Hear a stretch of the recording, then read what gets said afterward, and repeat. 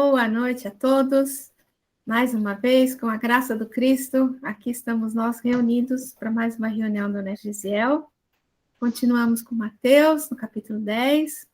Hoje prosseguimos, nossos estudos com com o versículo 24 do capítulo 10, tá? E antes da gente começar as reflexões, como sempre, nosso amigo Walter vai fazer para a gente a prece.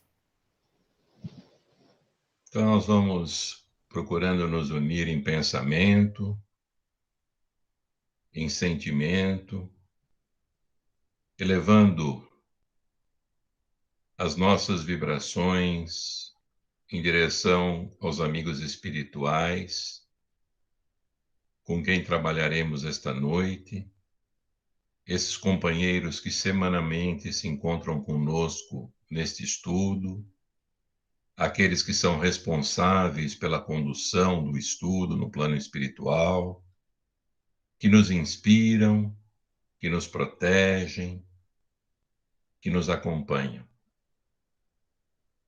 E com eles, vamos nos dirigindo ao Mestre Jesus, agradecendo a esse irmão maior pela possibilidade de aqui estarmos para o estudo de seus ensinamentos, de seus exemplos, pedindo a Ele que nos ilumine, que nos proteja, que nos conduza nessa jornada evolutiva, para que possamos a cada dia aplicar tudo aquilo que aprendemos nestes estudos e nestas reflexões para a melhoria de nós mesmos e de todos aqueles que convivem conosco. E com esse irmão maior, nos dirigimos ao Pai da vida, com o sentimento de gratidão. Gratidão por mais esta etapa encarnada do nosso espírito, pelas inúmeras oportunidades e chamamentos que recebemos no nosso dia a dia, para trilharmos o caminho do bem, o caminho do amor, o caminho da caridade. Pedindo ao Pai que proteja cada um de nós, encarnados e desencarnados, nossos familiares, todos aqueles que convivem conosco, pedindo uma proteção especial hoje pela nossa colega de estudo e companheira, Zezé, que se encontra internada no INCOR, na UTI, que através dos mensageiros médicos do espaço ela possa receber toda a ajuda necessária ao seu pronto restabelecimento. Pedimos também pelos nossos companheiros que não puderam estar conosco esta noite, e que a tua luz, Pai, seja derramada sobre cada um de nós e sobre o estudo da noite. Que assim seja.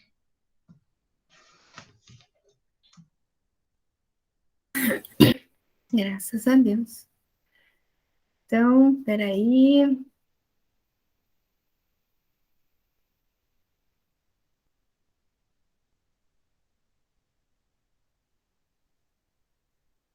Vamos colocar aqui.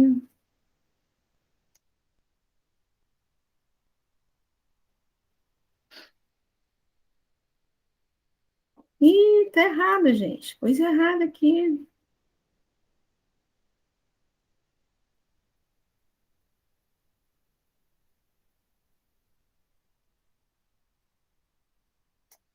Tá aqui. Esse é o versículo de hoje. O discípulo não está acima do mestre, nem o servo acima do seu senhor. Na semana passada, vocês lembram que a gente viu? A gente viu que o versículo era: quando vos perseguirem nesta cidade, fugi para outra, pois amém vos digo que não terminareis as cidades de Israel até que venha o Filho do Homem. Só para dar uma pinceladinha nisso daí, a gente primeiro falou da ideia do que é o filho do homem, né? Assim, bem rapidinho, né? Filho do homem, primeiro pode ser filho do homem e de uma mulher, né? Que todos nós somos, é isso.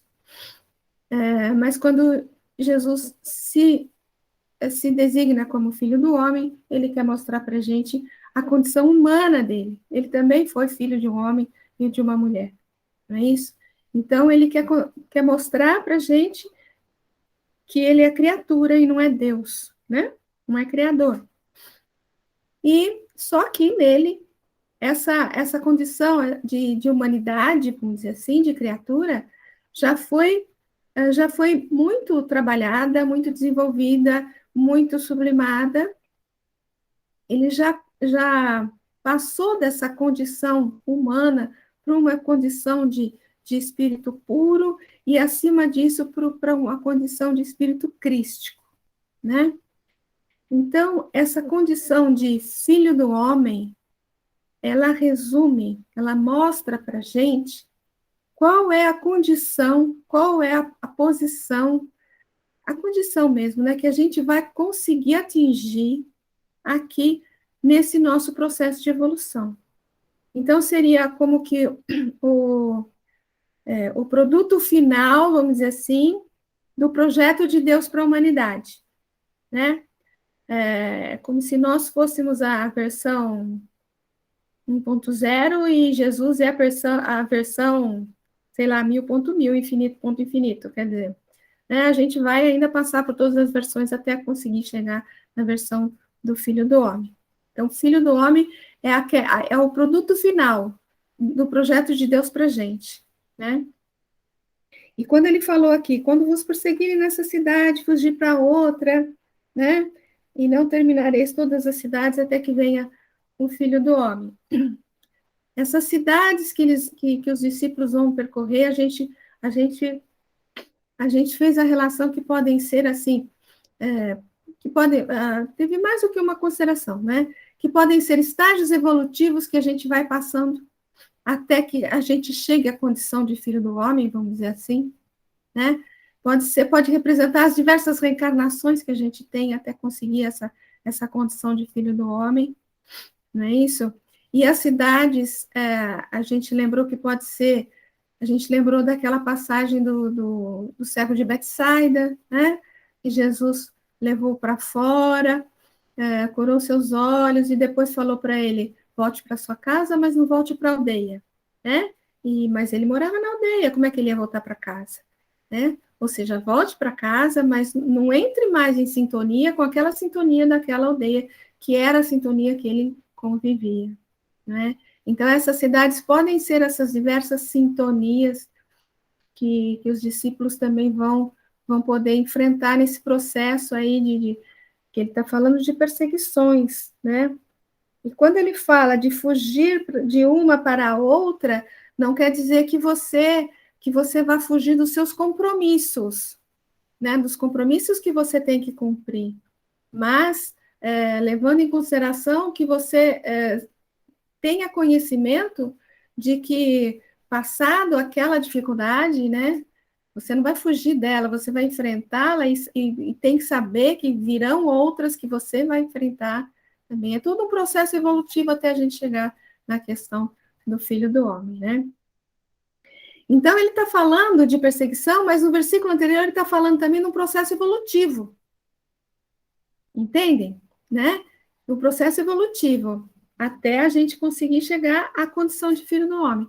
E aqui ele fala, mas o discípulo não está acima do mestre, e nem o servo acima do Senhor. Então, considerando o que a gente viu na semana passada, e lendo esse versículo agora, o que a gente pode pensar?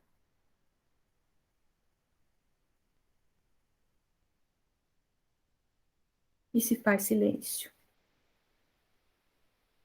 O que se pode pensar? Alguém quer falar alguma coisa? Não? Vamos lá, Walter. Olha, eu acho algumas coisas me ocorrem aqui, né? Por mais que a gente evolua, nós sempre seremos aprendizes. Isto. Eu acho que esse é a primeira coisa que me vem à cabeça, né?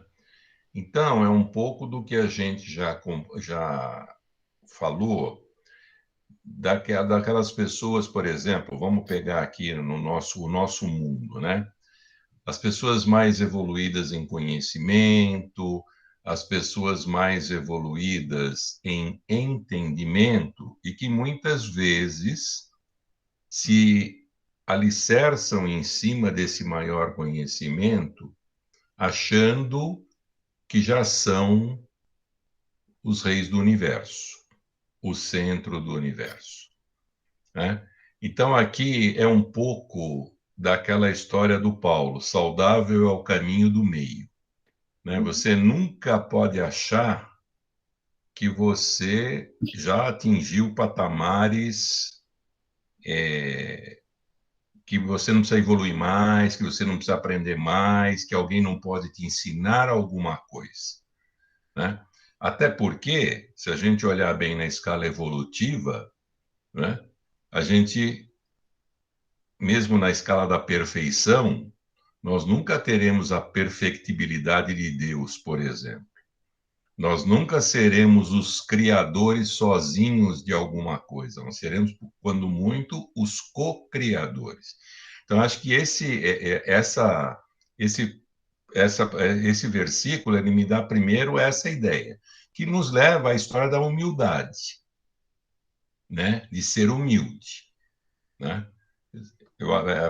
O primeiro passo é esse. A outra coisa também, quando ele compara, né, discípulo e mestre, servo e senhor. Isso me leva a uma segunda ideia que a gente já discutiu aqui, do trabalhador não querer ser maior do que a obra. Hum. Porque na hora que ele quer ser maior do que a obra, ele passa a utilizar da obra para outra finalidade que não a finalidade da própria obra, para a qual ele é trabalhador ou para o qual ele foi chamado, né? Então, apesar de não estar comparando aqui superior e servo e senhor, eu me lembrei muito disso. Quer dizer, a gente precisa tomar muito cuidado quando a gente realiza alguma coisa e não achar que a gente é maior do que a própria obra que a gente está fazendo, que a gente é instrumento da realização. Vamos melhorando na medida em que isso é uma decorrência do trabalho que a gente faz. A gente vai se tornando melhor, mas a obra sempre será maior que a gente. E assim tem que ser, senão ela perde a finalidade. Então, são essas duas coisas que me ocorreram aí nesse primeiro momento. Eu só posso dizer que eu concordo plenamente com você, porque era assim mesmo que eu estava pensando. O Neto queria falar alguma coisa, Neto, pode falar. É rapidinho, é só corroborando mesmo com o que o Walter está dizendo. Vamos analisar aqui na nossa condição de um planeta ainda de provas e expiações, né? Que nós habitamos. Qual de nós detemos o conhecimento do nosso corpo por completo? Qual de nós detém o conhecimento de todas as ciências? Aqui da Terra, energia da Terra, né? Qual de nós compreende exatamente todos os movimentos, o movimento das ondas, qual a razão desse movimento, né? E a gente tem uma ideia de como se dá, por exemplo, a gente sabe que vem através de uma semente que se torna grandes árvores, né? Mas todo esse processo da semente trabalhando ali debaixo da terra para se tornar essa grande árvore. Então, nós não conhecemos as ciências, né? Ainda, e muito menos os níveis de moralidade, né? De desenvolvimento moral para o nosso planeta mesmo, né? Nós não, então, Basta a gente olhar esses pequenos detalhes para a gente ter a compreensão ainda. E tem uma frase que eu gosto, é que nós somos eternos aprendizes, como o Walter colocou, a gente está sempre nesse processo de evolução, de novos conhecimentos, e à medida que a gente galga novos planos, aí existem outros, e outros, e outros, e aí a gente fica querendo alguns, né, alguns de irmãos nossos de humanidade, porque detém assim, uma graminha de conhecimento, eu acho, né, que é o super-homem, enfim, aí por diante. Era só corroboramento com o que o Walter disse. Muito bom. O Nilson quer falar alguma coisa? Eu só falar uma coisinha antes, Nilson, que me ocorreu com a fala do Neto, né? Assim, nós somos realmente eternos aprendizes e nos é dito que ao grau de perfeição que a gente pode assumir aqui na Terra é a perfeição que Jesus nos mostrou, né? Só que quando nós chegarmos aonde ele está, ele já vai estar muito mais para frente. Então, sempre, sempre o discípulo nunca vai estar acima do mestre, né? Nunca, nunca. Ele sempre será nosso mestre, ele sempre estará acima de nós, né? É isso que me ocorreu. Nilson, quer falar, querido? Mais ou menos isso que você falou mesmo. Tá baixinho, Nilson, tá baixinho. Tá baixo? Tá. Tá ouvindo agora? Melhorou. Melhorou. Eu lembro de um estudo que a gente fez no Bezerra sobre a escala funcional dos espíritos. E aí, né, a gente trabalha aquela escala que está no livro dos espíritos, imperfeito, de barulho e tal, e vai subindo até a escala final, que é do perfeito, né? Perfeito. E depois, aí tem uma revista espírita que a gente estava trabalhando, eu não lembro o mês de nome, mas da escala do Cristo. E quando você chega a ser um Cristo, aí começa outra escala. Entre os próprios Cristos. Aí tem o Cristo planetário, o Cristo do sistema solar, né? E vai subindo os Cristos. Então, aí tem até uma palestra do Haroldo Dutra, que ele fala assim, o nosso Cristo, ele fala até assim com vergonha, mas o nosso Cristo ainda é um Cristo pequeno. E tem outros Cristos que está acima dele, que ele está aprendendo, né? Então, é interessante isso mesmo. O aprendizado nunca acaba, não. Pensa. Pensa. Tem uma fala do Chico, né? Que ele fala, acho que foi não sei se foi no Pingar Fogo, ele fala assim, com todo respeito ao nosso Senhor Jesus Cristo, né? Mas existem outros Cristos com um poder criador muito acima dele. O próprio Chico falou isso também, né? Isso mesmo. Acho que o Haroldo ele fala essa parte, mas ele fala com tanta dor no coração numa palestra dele. Eu achei interessante isso. Pensa pra você ver. São coisas que parece que a gente não... Quando a gente começa a pensar nisso, parece que a gente não dá conta de entender, não, né? Porque pensar em alguma coisa maior que o Cristo para a gente, vamos pensar o que é o Cristo já é difícil, né? Pensar em alguma coisa maior que ele ainda está longe para a gente entender. Você ia falar alguma coisa, Walter? Não, eu só me lembrei, né, do Cristo, o Jesus é o governador espiritual do planeta. Do planeta.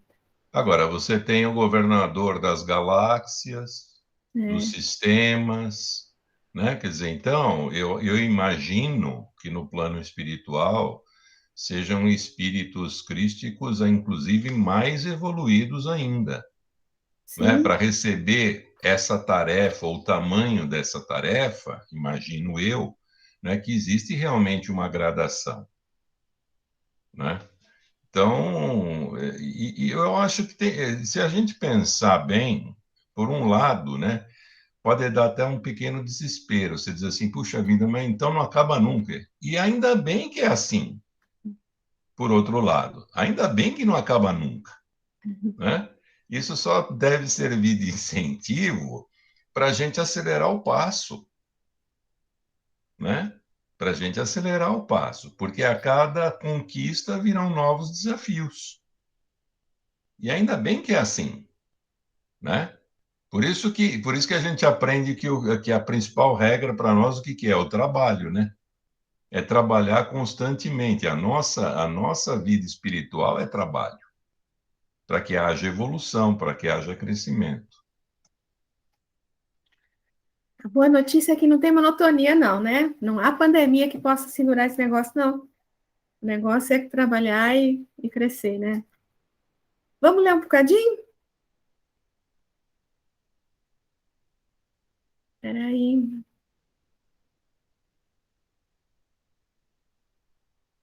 É um trecho do Champlain. Você lê para nós, Walter? Estamos com saudade do seu vozeirão. Eu só espero que as suas palavras representem a maioria, porque senão eu vou Ele judiar está do querendo pessoal. confete, gente. Pode me jogar confetinho nele ali, Senão eu assim. vou judiar do povo. Jesus usou estas palavras em mais de uma conexão. Em Lucas, a ideia é que o discípulo deve observar as palavras e ações de seu mestre, não julgando aos outros, conforme o mestre vinha dizendo e mostrando. A ideia geral é que o discípulo deve contentar-se em ser discípulo enquanto estiver aprendendo a caminhar, não procurando assumir a posição do mestre. O ensino em João 13,16 também tem essas indicações, e ali vinculado ao lava-pés e à relutância de alguns em seguirem o exemplo do mestre nesse ato. Naturalmente que ali Jesus não alude só ao ato de lavar os pés uns dos outros, mas também ao serviço que os discípulos deveriam prestar-se mutuamente, seguindo o exemplo do mestre em tudo. E a passagem de João 15, 20, apresenta essas palavras em conexão com a perseguição e o tratamento mesquinho dado pelo mundo, que é a mesma conexão encontrada nesse texto de Mateus. Jesus mostra que as profecias sobre os sofrimentos que seriam experimentados pelos discípulos não deveriam ser acolhidas com surpresa, porquanto já tinham visto que alguns, especialmente as autoridades religiosas, perseguiam Jesus a ponto de reputá-lo aliado de Satanás. A verdade é que os discípulos, muito mais inferiores que o grande mestre, Jesus não poderiam esperar, que o grande mestre Jesus, não poderiam esperar maior respeito ou simpatia do que aquele outorgado a Jesus. Ele sempre procurava fazer o bem, curando os enfermos e até ressuscitando aos mortos, mas mesmo assim foi perseguido. Jesus sabia que no fim seria morto, e provavelmente esse conhecimento influenciou suas palavras de advertência aos discípulos. Quis mostrar que os sofrimentos não deveriam ser acolhidos com surpresa, e que assim como ele era virtuoso, assim também eles sair-se-iam vitoriosos. Jesus deixou claro que a perseguição não representaria o resultado final dos seus trabalhos, pois no fim obteriam a vitória sobre o mal. Disso ficou subentendido que, a exemplo dele mesmo, os discípulos deveriam ter confiança na vitória final. Nota-se nos escritos dos rabinos que essas palavras eram um provérbio entre os judeus, usado em diversas situações e com diferentes sentidos. Eu acho que acabou, né? Então, tem algumas coisinhas para comentar aqui, né? Primeiro, você quer comentar alguma coisa, Walter, primeiro? Bom, primeiro que a ideia de contentar-se, que o discípulo deve se contentar em ser discípulo, né? Enquanto está aprendendo a caminhar, não procurando assumir a posição do mestre, né? E isso é uma posição que vai perdurar por toda a eternidade, como a gente acabou de comentar, né?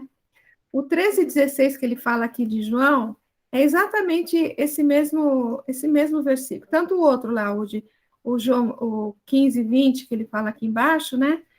Ele repete essa mesma fala, né?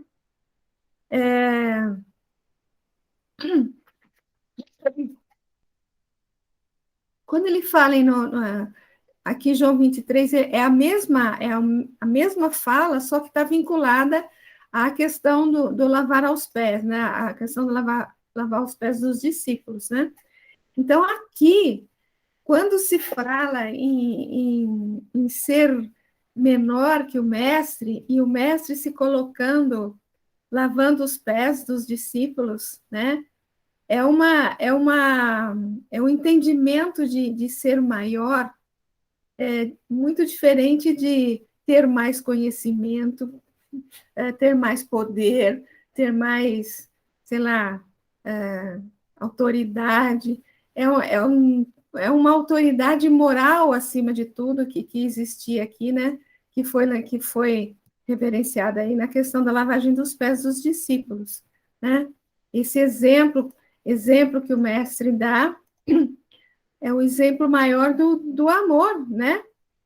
O amor que ele tinha era muito maior ali naquele momento, né? Independia da condição ali do ato em si, né?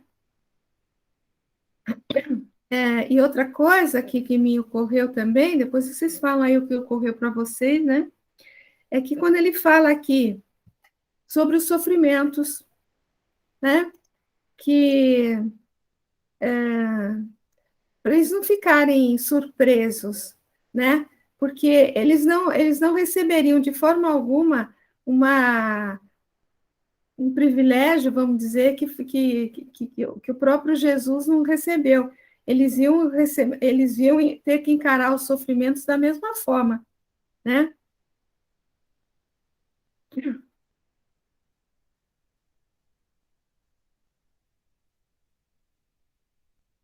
A verdade é que os discípulos muito mais inferiores que o grande mestre, Jesus não poderia esperar, que o mestre Jesus não poderiam esperar maior respeito ou simpatia do que aquele otorgado a Jesus. Tem uma vírgula aqui que está atrapalhando a gente, né, Walter? Você também se atrapalhou aí.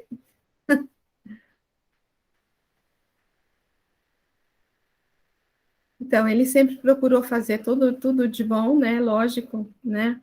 Só praticou o bem, mas mesmo assim ele foi perseguido. Então, para anunciar para os discípulos que, independente deles serem ainda uma posição como discípulos, né, não mestres, eles também iriam enfrentar isso da mesma forma, né? E aqui, ó, quis mostrar que os sofrimentos não deveriam ser acolhidos com surpresa e que, assim como ele era vitorioso, é a questão do ele vencer o mundo, né? Assim também os discípulos seriam vitoriosos no sentido de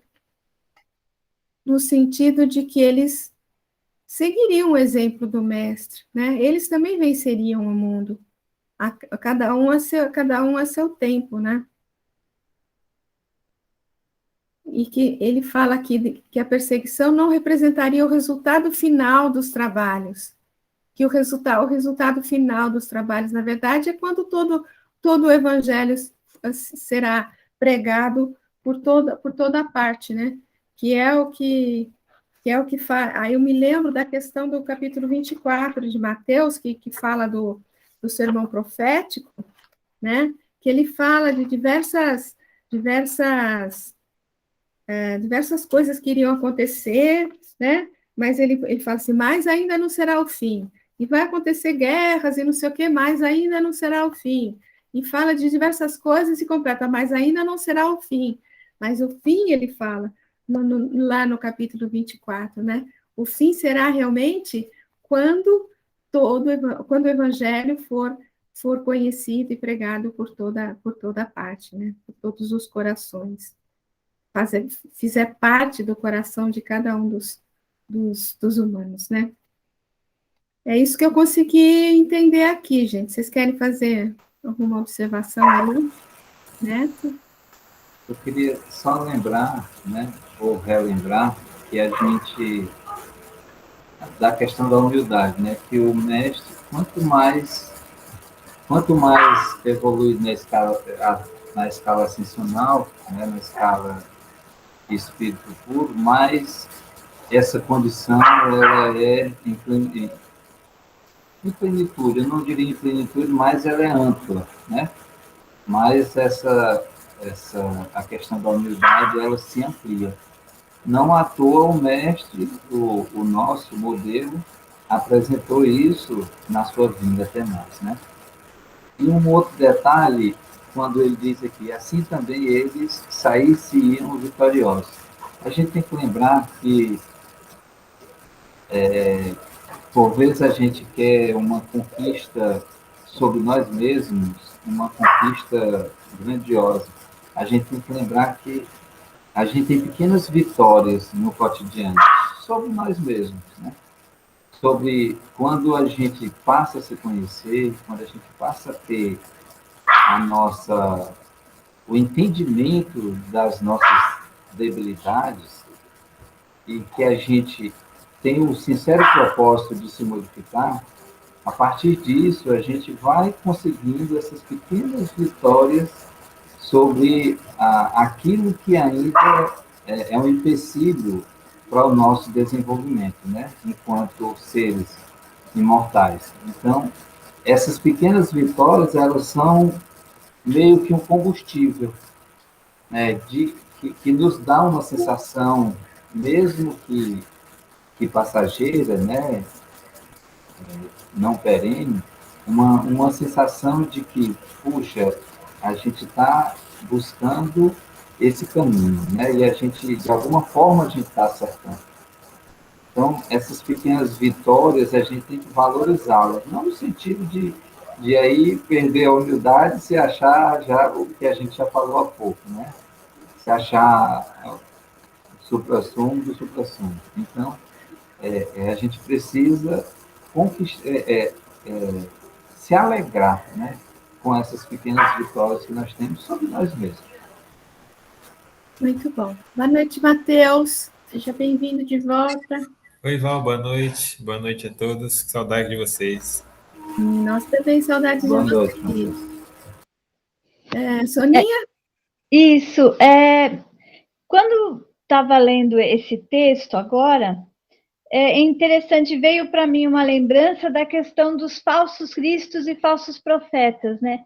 Que são justamente o oposto dessa humildade, né? Que Jesus nos mostrou, nos ensinou, que ele, como o maior de todos, lavou os pés, né, dos apóstolos. Então, mostrou realmente como foi dito agora pelo Neto, né? Quanto maior, menos se sente maior, né? Menos ele precisa demonstrar que é maior. É justamente essa humildade que está acima de tudo. E aí a gente vê essas questões daqueles que se acham, né? Os novos cristos e os novos profetas. Então, assim, é impressionante como muitas vezes a gente vê pessoas que realmente acreditam que elas são tudo isso, né? Que elas estão se equiparando a Jesus, ou muito próximo disso. E como a gente está longe disso, né? Todos nós, como foi dito, a gente está aqui no mundo ainda de provas e expiações. Seria impossível estarmos aqui passando por tantas coisas, tendo tantas provações, tantas dificuldades que as próprias pessoas mostram, né? A questão do orgulho que surge nessas pessoas que se colocam como Jesus que está voltando e tudo mais. Então, acho que essa questão da humildade é o grande sinal, né, dessa que diferencia e fica claro para a gente essa questão dos falsos cristos e falsos profetas. Veio muito forte para mim, uma referência que eu tenho sempre é o Henri Cristo, né? Que é um cara que acha que ele é Jesus que voltou e se veste daquele jeito. É interessante, e ele se coloca mesmo como acredita que e as pessoas que estão em volta dele também. É muito, assim, talvez eu esteja realmente julgando, eu estou errada em julgar, mas a gente vê nitidamente que não faz nenhum sentido, né? Essa grandiosidade que Jesus mostrou para nós, que é essa questão da caridade e da humildade, que eram assim, acima de qualquer possibilidade diferente. A gente não vê isso naqueles que se dizem, né? Que se dizem o retorno de Jesus, que se dizem muito poderosos. A primeira prova de que não são é justamente a vaidade, o orgulho e a falta de humildade. Eu acho que essa é uma grande lição e um grande ponto de diferenciação que é sempre um alerta para nós. Muito bom, Soninha. Eu não conheço esse Henri Cristo e, pelo jeito, eu não faço questão nenhuma de conhecê-lo. Né? Mas eu acho só uma observação com o que você falou. Você falou, eu estou julgando, talvez esteja errado. Eu acho que não, né? Eu acho que não é uma questão de julgamento, eu acho que é uma questão de bom senso, de fé raciocinada, que Kardec esclarece, pede tanto para a gente, né? E tem uma questão do Livro dos Espíritos, né? Que o que o conhecimento nos auxilia? Nos auxilia no sentido da gente distinguir o bem do mal, está lá numa questão no Livro dos Espíritos, que eu não lembro o número, é lógico, né? Mas está lá. Então, eu acho assim, a gente tem que ter um discernimento de encarar uma situação e analisar não analisando a pessoa em si, ou quem está dando a comunicação, qualquer coisa assim, mas analisar a informação, o dado, né? E ver se nos convém ou não, né? Como diz Paulo, né? Tudo me é lícito, mas nem tudo me convém, né? É isso aí. O Walter ia falar mais alguma coisa, Walter? Eu queria... Esse texto me chamou atenção para duas coisas. Primeiro, o mestre é mestre porque ele conhece, entende e compreende. E o discípulo não tem ainda, precisa do mestre, porque não tem esse nível de conhecimento, entendimento e compreensão. Então, às vezes o mestre ensina por formas, meios, caminhos, que o discípulo não entende, ou interpreta mal o caminho, o meio que o mestre usa. Então, quando ele fala aí do lava-pés, por exemplo, a primeira reação é de uma diminuição de Jesus diante dos apóstolos, né? E exatamente a falta de conhecimento, entendimento e compreensão não nos faz perceber a grandiosidade, né, e a nobreza do ensinamento. Então, a gente acha que, seguindo o mestre, a gente estará se diminuindo perante os outros e não se engrandecendo perante a gente mesmo. Essa é a primeira coisa que esse texto me traz. E a outra coisa é o seguinte: a gente pode achar, muitas vezes, que o mestre não sofre, que quem sofre somos nós, que estamos aprendendo, através das experiências difíceis da vida, através do sofrimento, da dor, etc. Mas o mestre, à sua maneira, também sofre, porque ele está plantando, né, numa seara que ainda é árida. E essa mudança de entendimento leva a uma reação daqueles que não querem mudar.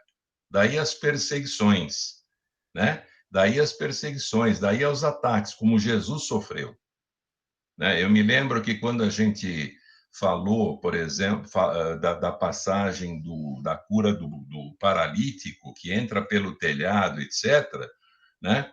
E que Jesus mandou que ele se levantasse e andasse, aqueles os estudiosos, os que estavam sentados ali, acharam que Jesus blasfemava, né? Porque achavam que ele estava querendo ser um milagroso, né, no lugar de Deus. E o ensinamento de Jesus era completamente o oposto, né? O ensinamento de Jesus ali era nobre e não de blasfêmia. Tá? É claro que eles também usaram isso para pegar Jesus, tentar condenar Jesus. Mas isso a gente faz muito na vida da gente, como discípulo. Às vezes a gente não entende o que a vida nos coloca, o que outras pessoas nos colocam e que estão nos ensinando, né? E a gente interpreta mal, se revolta, né? Por exemplo, o perdão. O perdão que Jesus ensina, para nós ainda é muito difícil, porque a gente entende que perdoar ainda é um ato que nos diminui, muitas vezes, que nos torna pequenos, né? Quando, na verdade, é justamente o oposto. Então, esse texto me chama a atenção dessas duas coisas, das perseguições que também o mestre sofre, né? E às vezes, de como a gente recebe os ensinamentos, achando que a gente está sendo diminuído, quando, na verdade, o meio só nos está dando oportunidade de engrandecimento. Muito bom mesmo. Alguém mais, gente? Mais algum comentário? Vamos passar para outro texto? Evangelho Redivivo, aquela apostila da FEB, né? Volume 2. Vamos lá? O aprendiz do Evangelho deve, em primeiro lugar, esforçar-se para superar as próprias imperfeições, antes de buscar ou exibir títulos de mestre e de suposto dono da verdade. É o tipo de comportamento que revela um certo grau de imaturidade espiritual e que põe em evidência a vaidade. A transformação em pessoas melhores indica que, primeiro, a semeadura, depois, a colheita. O aprendizado acontecerá no espaço entre uma e outra ação. Somente assim, com o devido aprendizado, estaremos aptos para, por meio de testemunhos da fé, fazer colheita farta. Estejamos alertas, pois não existe discípulo superior ao mestre, nem servo superior ao seu senhor.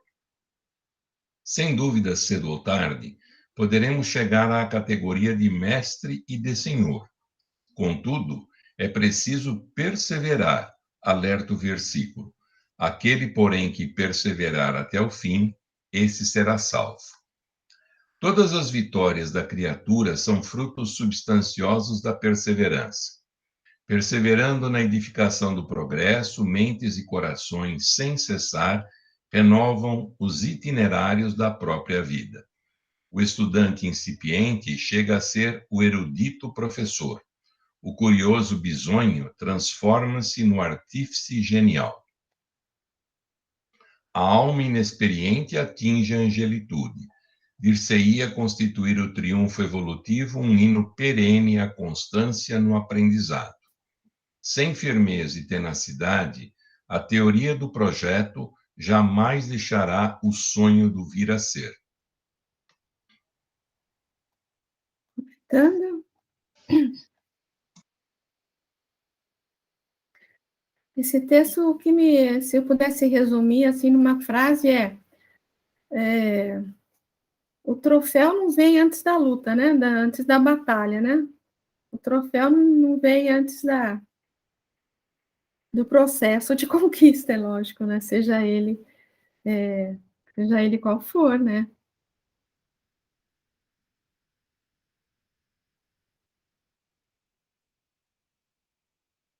Vai de encontro a algumas coisas que a gente já comentou aqui, né? Esse texto, não é isso?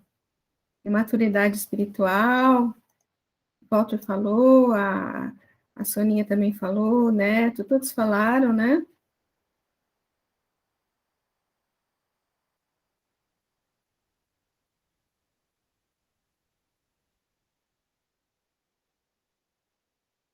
Aí todas as vitórias são, né, fruto de perseverança, né? Fruto de luta, né? De batalha, do bom combate, né? Eu acho que a gente já comentou tudo que está aqui, né? Alguém quer fazer mais algum comentário? Não? Eu gostaria só de falar uma coisa. Eu Fala. acho que esse texto fala duas coisas para a gente, que já foram faladas, mas assim, que para mim fica muito forte. Que é tanto isso que você falou, da necessidade do trabalho para você conquistar, seja o que for, né, na sua vida e especialmente a evolução espiritual.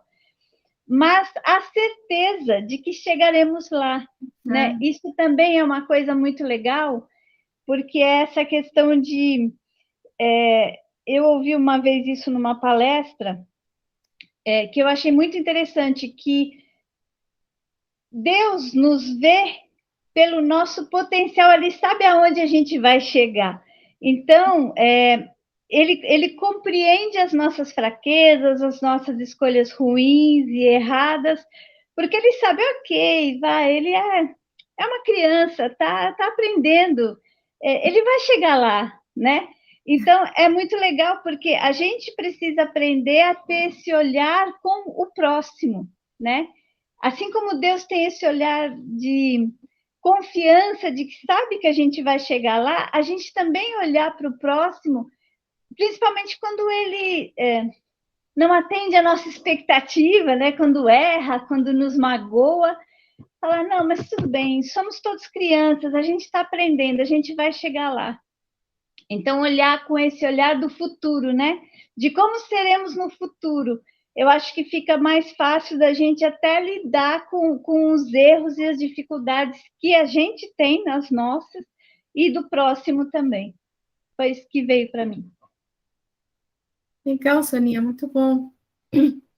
E que dá força para a gente lutar também, né? A gente sabe que a gente vai chegar lá, pode até demorar um bocadinho mais, um bocadinho mesmo, mas vai chegar lá, né? Vai chegar. É o nosso destino, né? É o nosso destino, com certeza.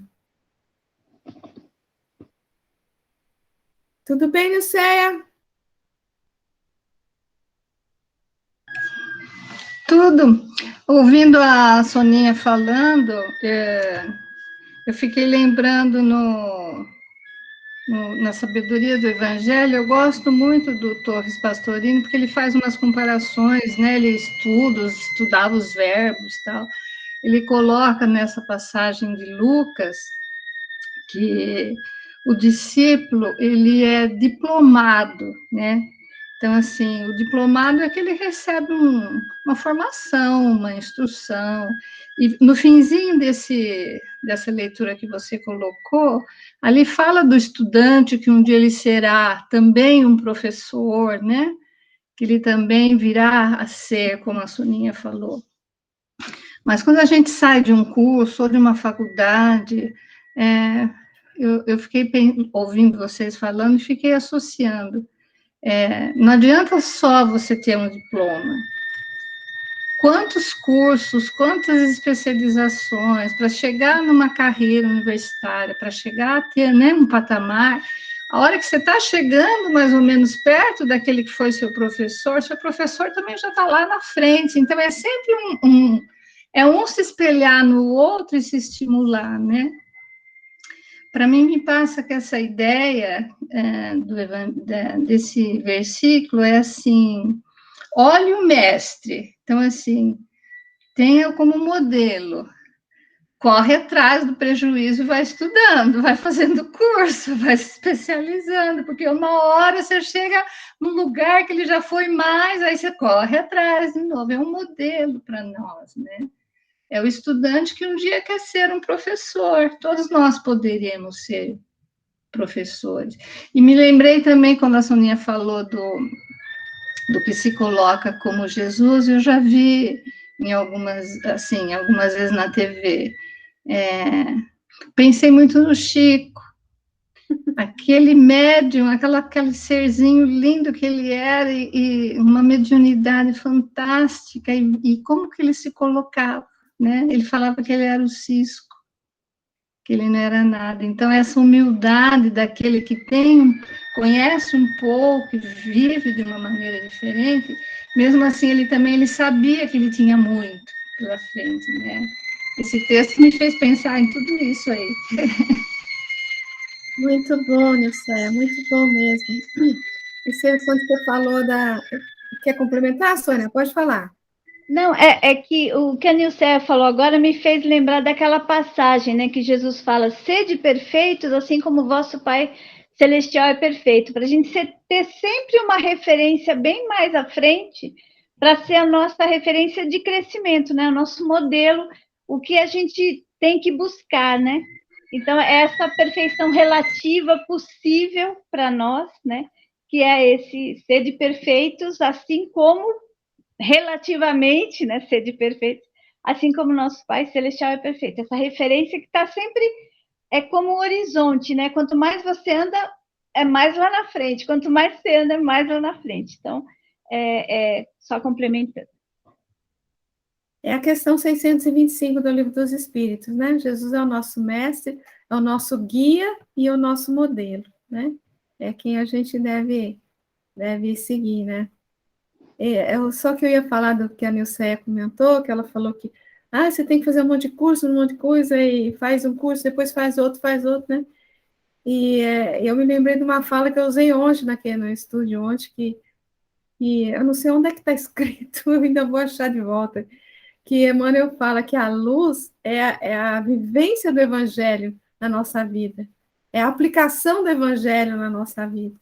Né? Então, não adianta também a gente estudar se a gente não aplica aquilo na nossa vida. Né? É isso que eu lembrei quando a Nilceia falou dos cursos, dos títulos. Mais alguém? Soninha, quer falar alguma coisa? Não? Vamos seguir? No desdobramento das atividades espiritistas, observamos os temperamentos combativos que, a pretexto de combaterem antigos dogmas, outra coisa não efetuam senão divulgar novas expressões dogmáticas de suas convicções apaixonadas. É indispensável que a mente dos estudiosos esteja em guarda sobre si mesma, neste momento difícil do mundo, em que o barco dos princípios não pode dispensar a bússola da verdadeira segurança. Excedem-se as discussões enquanto a edificação real aguarda os testemunhos edificantes e sinceros. Então, entre todas essas teses que provocam o atrito das opiniões, uma se encontra de interesse palpitante para a compreensão definitiva do assunto. Referimos-nos de Espiritismo e Evangelho, para concluir que os novos trabalhadores da verdade muito se movimentam nesse setor, quando deveriam observar o mais elevado ideal da união em tal sentido. Do conceito de Espiritismo abusam todos os temperamentos apaixonados. Do conceito de Evangelho, todos os espíritos cristalizados ou arbitrários, a paixão sem rumo e a arbitrariedade orgulhosa produzem os dogmas modernos que se combatem mutuamente, oferecendo aos corações sinceros o espetáculo doloroso de uma luta pela esterilidade. Ups. Da nossa parte, consideramos, como está escrito há 20 séculos, que não é o discípulo maior que o seu mestre, para reconhecermos que todas as plataformas espiritistas, desde os primórdios da arregimentação doutrinária, não podem prescindir da substância evangélica nas suas mais insignificantes afirmativas. É necessário compreender-se que a codificação inteira para erguer-se no mundo socorreu-se dos espíritos evangelizados na sua esfera de ação fora da Terra. Ela constitui a estrutura humana do edifício doutrinário, mas todo o material da construção é do Cristo. Poder-se-á objetar que o Espiritismo pode triunfar Poder-se-á objetar que o Espiritismo, para triunfar, precisa manter-se numa linha exclusiva de movimento científico ou filosófico entre as forças morais que governam o mundo. Mas a hora presente é um desmentido ao conceito de superioridade absoluta da ciência e da filosofia. A atualidade está repleta de exemplos que desnorteiam os espíritos mais avisados. Há cientistas que só encontram motivo para detestarem os bens da vida e filósofos que, no emaranhado dos raciocínios, acabam sem saber se eles próprios são personalidades reais. Os primeiros são doentes, que não acreditam na saúde. Os segundos são enfermos inquietos, que, à força de experimentarem os medicamentos mais contraditórios, acabam intoxicados em suas energias vitais. É por essa razão que o Cristo será sempre o Mestre, porque nele repousa o fundamento da elevação da vida. Da sua exemplificação e seus ensinos decorrem todos os motivos substanciais da grande edificação que os discípulos novos vêm efetuando na atualidade junto às forças do mundo. Claro está que no desenvolvimento das realizações doutrinárias, todas as experiências nobres devem ser cultivadas, salientando-se a codificação kardeciana, aberta no planeta como um elevado caminho para o luminoso horizonte da verdade infinita. Mas a nossa palavra, nestas singelas apreciações, possui um outro objetivo. Não podemos discutir os triunfos mundanos da doutrina, porque também as religiões literalistas tiveram numerosos triunfos em todos os tempos, mas afirmamos que para que o Espiritismo esclareça, não pode, em circunstância alguma, dispensar a sua característica divina de consolador prometido por Jesus à humanidade, porque somente com o Evangelho poder-se-á edificar sobre a rocha dos sentimentos puros e profundos. É por esse motivo que o discípulo novo precisa perguntar em cada dia não se está mais sério, mas se está efetivamente melhor. Forte o texto, né? Esse texto para dentro do movimento espírita é muito importante, hein? Isso é uma chamada. Ele começa, na verdade, o que a Soninha falou no começo, a questão dos falsos profetas, né? Dos falsos cristos aí, que aparecem aí com expressões dogmáticas aí que eles falam aqui no começo, né?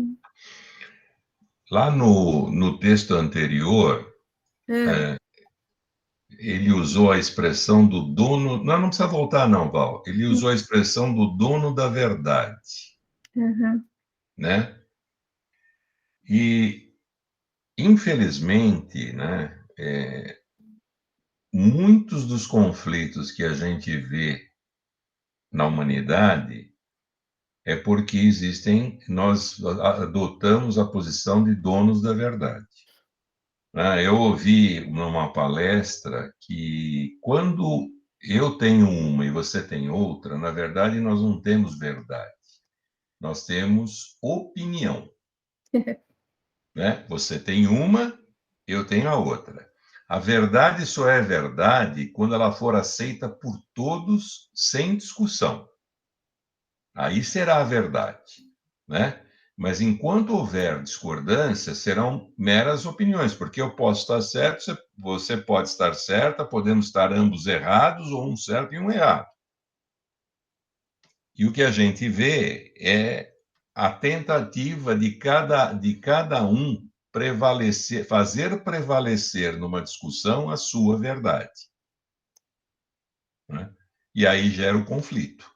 Porque você não sai do lugar onde você está, eu não saio do lugar onde eu estou não disposto a ouvir, né, os seus argumentos e você não está disposto a ouvir os meus. E aí não há entendimento. Né? E com as religiões, a gente vê ao longo do tempo que acontece exatamente isso. Né? Quer dizer, a minha religião é a que deve prevalecer. As outras são as outras. E ninguém está disposto e eu não estou disposto a ouvir o que a outra tem a me dizer. né? E se isso no campo religioso acontece, eu imagino nos outros campos, porque o campo religioso é o campo da fé, é o campo da crença, né?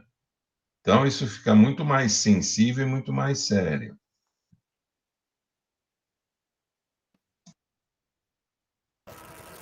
Esse campo da fé deveria ser também o campo do entendimento, né, Walter? E é um campo de imensas discórdias, né? De discórdias, assim, homéricas.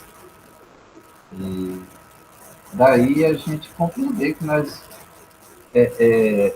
eu só faria, assim, e nós não vamos aqui discordar nem entrar numa briga homérica, tá certo, Walter? Uma briga de opiniões, viu?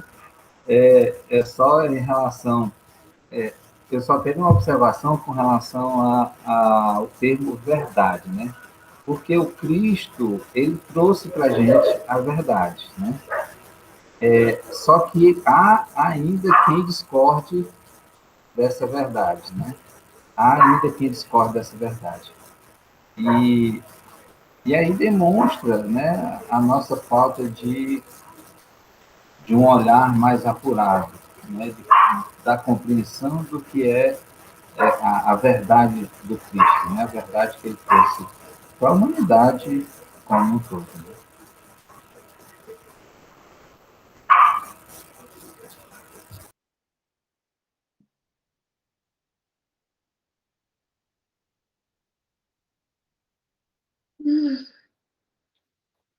Eu achei interessante isso aqui, principal, muito importante, né? É necessário a gente compreender que a codificação inteira, ela se ergueu no mundo através de espíritos evangelizados, né?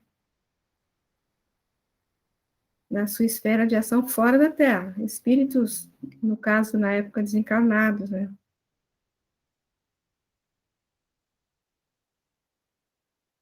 E a gente tem que ficar muito atento, né? Porque a atualidade está sempre repleta de exemplos que desnorteiam os espíritos mais avisados.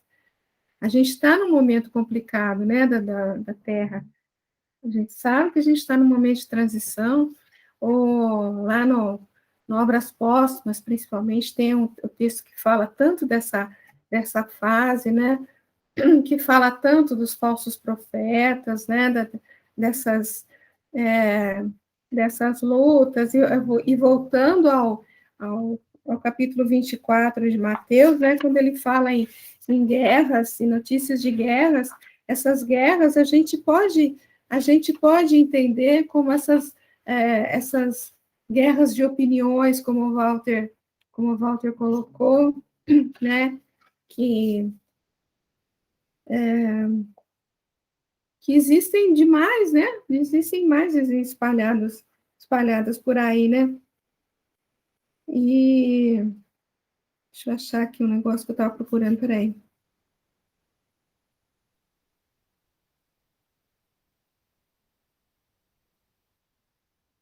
E no capítulo 24, né? Pois se levantará nação contra nação, reino contra reino. E a questão das guerras mesmo, né?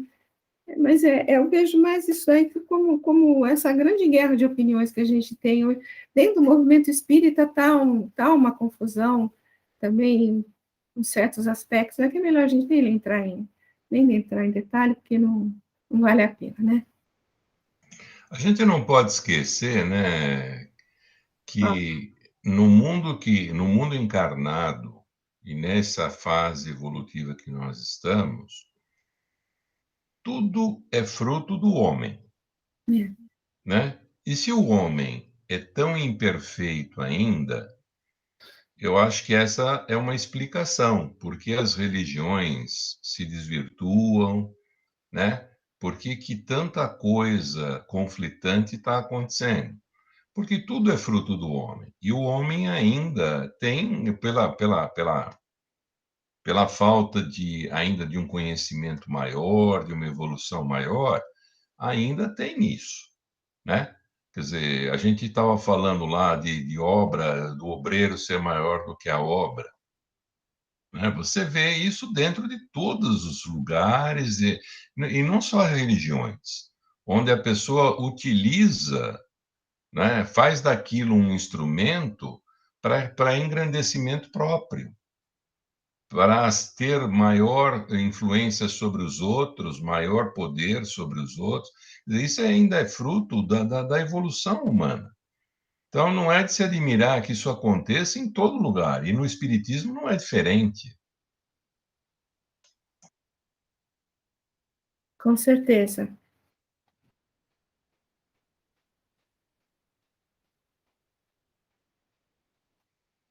Gente, esse é o último texto desse versículo, a gente acho que não vai entrar no próximo, né?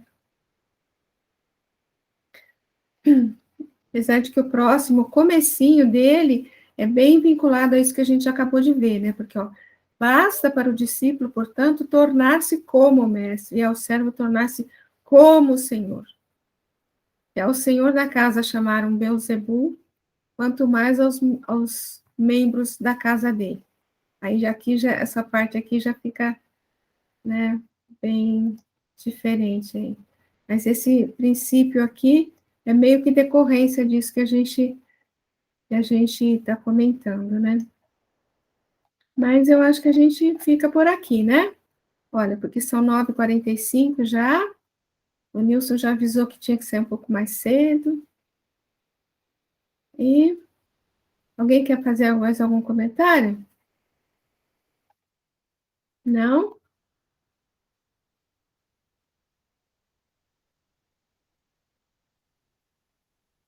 Não? Podemos encerrar? Vamos pedir para a Rosana fazer a prece para a gente? O que vocês acham? É uma boa ideia? Tá bom, eu faço. Mas não, eu estou vendo vocês, mas vocês não estão me vendo. Eu tenho um probleminha na minha câmera que só meu filho vai poder resolver para mim. Não tem problema, Rosana. O importante é que você está aqui com a gente. Então vamos. Novamente buscando a sintonia com nossos mentores, com todos aqueles que puderem estar presentes conosco nesta noite, nos auxiliando a entender a mensagem do Mestre. Que possamos realmente guardar em nossos corações e praticá-la no dia a dia, com os nossos semelhantes, buscando enxergar em cada irmão o que Jesus enxerga de melhor em cada um deles. E possamos fazer o nosso melhor para todos aqueles que estão ao nosso lado. Não podemos deixar de vibrar e pedir por todos aqueles que estão passando por momentos tão difíceis, quer seja do corpo físico ou espiritual. Pedimos que seus mentores possam auxiliá-lo e que eles estejam abertos a receber esses conselhos tão importantes para o equilíbrio do nosso espírito. Vamos pedir pelos que estão internados, pelos que estão doentes, e assim, oferecendo tudo o que temos de bom e de melhor. Agradecemos a noite de hoje, os estudos, e que possamos sair daqui melhores do que quando entramos. Agradecemos a todos que aqui estiveram presentes e pedimos permissão para encerrarmos os nossos estudos da noite de hoje. Que Jesus nos abençoe. Amém. Amém. Foi muito bom, Jesus. Pessoal, foi muito bom mesmo. Muito obrigado a todos. Viu? Boa noite a todos. Boa noite.